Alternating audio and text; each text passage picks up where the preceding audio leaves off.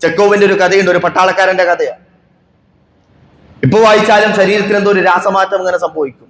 ആ പട്ടാളക്കാരൻ വീട്ടിൽ വന്ന് വിവാഹമൊക്കെ കഴിഞ്ഞു, ഭാര്യ ഗർഭിണിയായി മടങ്ങിപ്പോയി.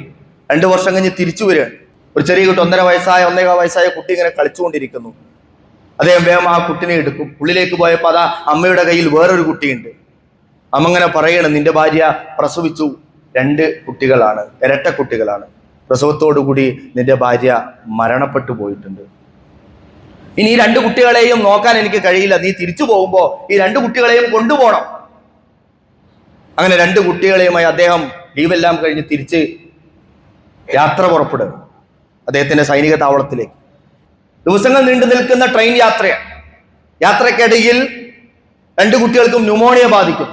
ഒരു കുട്ടി മരണപ്പെടുന്നു. വളരെ സങ്കടത്തോടുകൂടി ആ ട്രെയിനിലെ സൈനിക ഉദ്യോഗസ്ഥൻ ആ മനുഷ്യനോട് പറയുന്നുണ്ട്, ഒരു ജഡത്തെ ഒരിക്കലും നമുക്ക് അടുത്ത രാഷ്ട്രത്തിലേക്ക് കൊണ്ടുപോകാൻ സാധിക്കില്ല.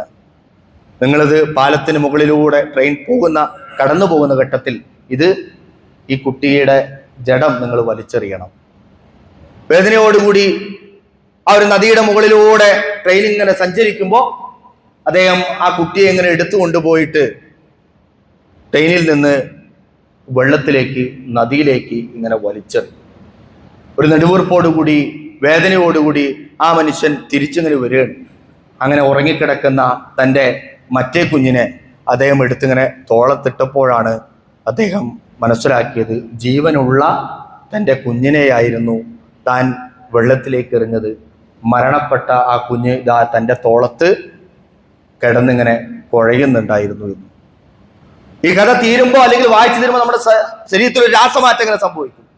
വിശുദ്ധ ഖുർആൻ ഓതി നിങ്ങൾ കരഞ്ഞിട്ടുണ്ടോ? നിങ്ങൾ സന്തോഷിച്ചിട്ടുണ്ടോ? നിങ്ങൾ ആശ്വാസം കണ്ടെത്തിയിട്ടുണ്ടോ? നിങ്ങളുടെ വേദനകൾക്ക് അത് മരുന്നായിട്ടുണ്ടോ? പ്രിയമുള്ളവരെ, എന്റെയും നിങ്ങളുടെയും ആസ്വാദനത്തെയും അനുഭവത്തെയും സർവ്വ വികാരങ്ങളെയും പുറത്തെടുക്കുന്ന ഒരു ഗ്രന്ഥമാണത്. ഒരു പിഞ്ചു കുട്ടിയെ പൊട്ടക്കിണറ്റിലേക്ക് വലിച്ചെറിയുന്ന സംഭവം വിശുദ്ധ ഖുർആൻ അങ്ങനെ അവതരിക്കുന്നുണ്ട്.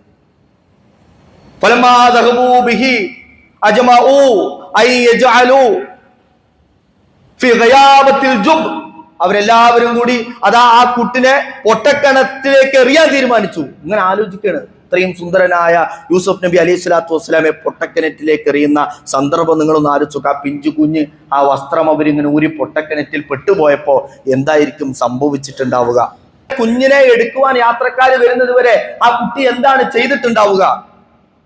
വിശുദ്ധ ഖുർആൻ എന്നെയും നിങ്ങളെയും ചിന്തിപ്പിക്കുന്ന വസ്തുതാപരമായ കഥകളാണ്. നമുക്കുണ്ടാകുന്ന വികാരങ്ങൾ വിശുദ്ധ ഖുർആനിലൂടെ നേടിയെടുക്കാൻ സാധിച്ചിട്ടുണ്ടോ?